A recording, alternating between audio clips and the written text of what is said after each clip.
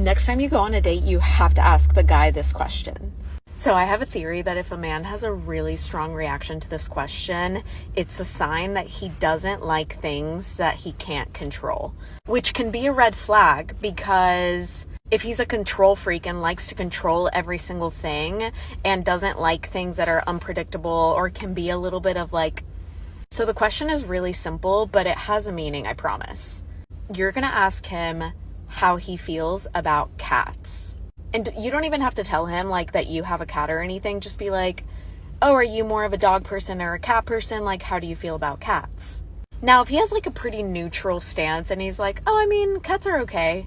Or obviously if he's like, oh my gosh, I love cats, I have a cat, whatever, he passed the test. But if a guy has a really strong, like, disgusting reaction towards cats, and he's like, oh my God, cats are crazy. Like, I can't stand them. They're mean. You know, like, we've all talked to somebody who has like a really strong negative reaction about cats for whatever reason. And I swear this means that those people, or like that person, doesn't like things that are unpredictable and that they can't control. Because dogs are pretty easy to train. But cats are a whole other story. People have asked me if my big brother is supportive that I do sex work. At the end of the day, he's happy that I'm happy, but he benefits too. My brother is turning 23 next week. I balled out just a little. On a for real note, he's never really had super nice things, and it is so nice to get to ball out on my family for their birthdays and Christmas. All my homies eat. No one talks about divorcing a good guy. I've been divorced twice, both of which were my decision, and neither one of them were abusing me or cheating on me. That doesn't mean there wasn't a pile of other reasons as to why we couldn't maintain a healthy relationship. You deserve to be happy. And I'm proud of you for taking responsibility for your happiness and doing something about it. So stop beating yourself up. The reason why nobody's talking about divorcing the good guy is because they know how it makes them look, and they oftentimes live to regret it. And the bottom line is that it is extremely disappointing for men to hear stories like this, because it tells them that they could be an amazing man, but this is how they could still end up. The woman that they love and that they said vows to and that she said vows back to him could just decide she's not happy and she leaves him. Ladies, what so many men would love for you to understand is that they don't do that to you. Men do not leave good women simply because they aren't happy. Because most men understand that if they are not happy and yet they have a good woman, it is a him problem. A lot of women, unfortunately, do not think the same way when it comes to their own happiness, because they put it on the man to make them happy. These are women that will be in the cycle of finding a new man and being happy for a short amount of time, but then eventually, over time, they become unhappy because they're unhappy with themselves. So for you men listening, my biggest piece of advice is to make sure that you're with a woman that is naturally happy with herself.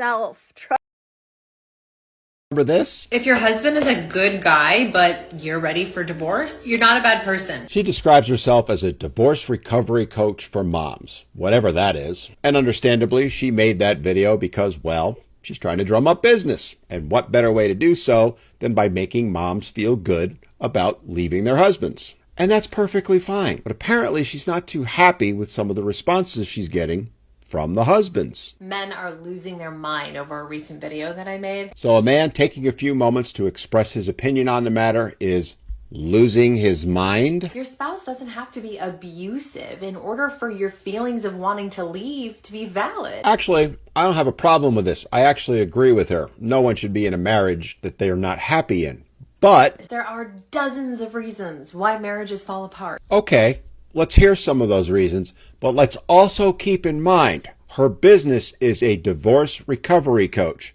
So without a divorce happening, she can't make money. Here are some examples. Financial problems. Financial problems. Well, pretty much every marriage experiences financial problems at some point. So the first step to do, file for divorce. Growing apart. Communication. Both of those issues are common in every marriage at some point. Heck, in every relationship, no matter what kind it is, at some point. So the first solution, file for divorce. Addiction. Too much arguing. Again, I agree. Those are valid reasons. However, shouldn't the first solution be trying to find a way to work through them? Lack of emotional or physical intimacy. Yes, lack of physical intimacy. You know, the one where if he's not interested, it's his fault, and if she's not interested, it's also his fault. One spouse just isn't carrying their weight in the marriage. The infamous, he's not carrying his weight. He's a good guy, but he's just not doing enough. So, divorce him. Maybe you married too young or for the wrong reasons. Again, these could be valid reasons, but I ask you this, shouldn't those have been obvious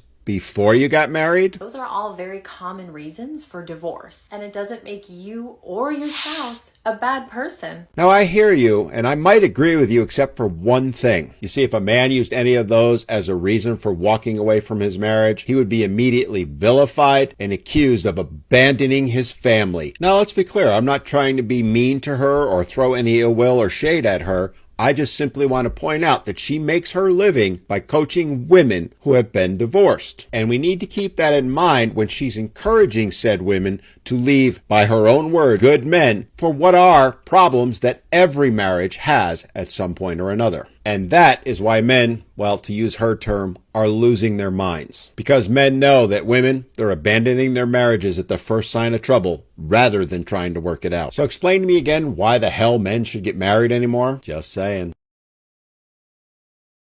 Get ready with me to break up with my boyfriend of 6 years. He didn't cheat on me or anything. He's just been doing everything wrong. For example, the other day he surprised me with flowers and he doesn't even pay attention to the details like what my favorite color is. He just buys me red roses because that's what he sees on his For You page. Another example, when I get coffee, he always gets me grandes, but I like ventis. One that really gets me is I asked him for a trip to Bora Bora this summer and he bought it to Punta Cana. This is just the tip of the iceberg. Like, ladies, we can't keep settling for boys who don't actually love us. The issue is he always wants everything to be a surprise so it's more meaningful, but I'm like, dude, cash at me or just ask me to send you links of what I actually want so you don't mess it up. There's like a little more to the story of why I'm breaking up with him, but minor little problem. He caught me hanging out with his best friend, so I'm kind of beating him to breaking up with me by breaking up with him.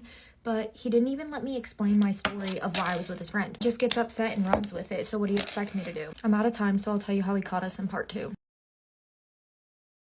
So here's how my boyfriend caught me hanging out with his best friend, even though I did nothing wrong. I told him I was going to hang out at one of my friend's house, and he tracks me like a loser. Like, I'm sorry, do you not have anything better to do than just look at my location all day? If you're going out of your way to catch me, then of course you're going to get upset, and that's not my fault. I didn't even plan on doing anything other than watching a movie and getting to know his friend better because I know he likes his friend. Don't guys want their girlfriends to like the people they're hanging out with? It's almost sketch that he doesn't want me around his friend. That's boys for you. Now I have to break up with him because he's just going to break up with me if I don't do it, which is so annoying. All I even did at the end of the day was cuddle with his friend who's basically a brother to me, right? Because they're brothers. I'm like starting to get over it. I just wish my boyfriend had a little more compassion for me considering we've been together almost 7 years. He just keeps saying like you shouldn't have been at his house anyways, which makes me really sad because I don't want to break up with my boyfriend, but I'm just telling myself that I don't want to settle for a boy that buys me the wrong flowers when he surprises me. At the end of the day, I deserve better than a boy who doesn't trust me. It's just hard when you spend so much time with somebody. Bye!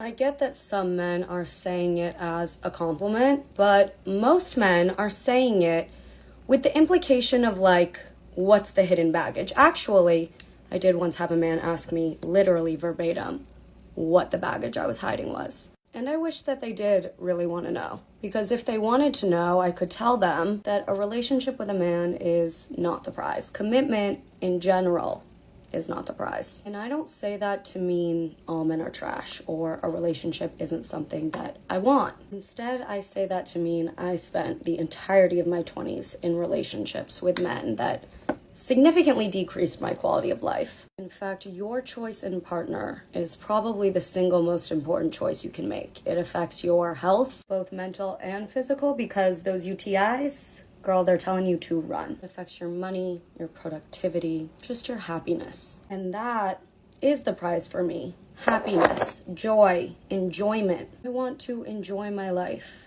And that means a partner that makes it joyful and makes it easy. Easier than it is right now. If you're not making my life easier or happier, if it is harder to communicate or make plans with you than it is a girlfriend, for example, if you are making me feel at all stressed or unsure or confused, if you are not making me feel like the most beautiful human to walk the earth, why would I want that? That's not a prize, it's a liability.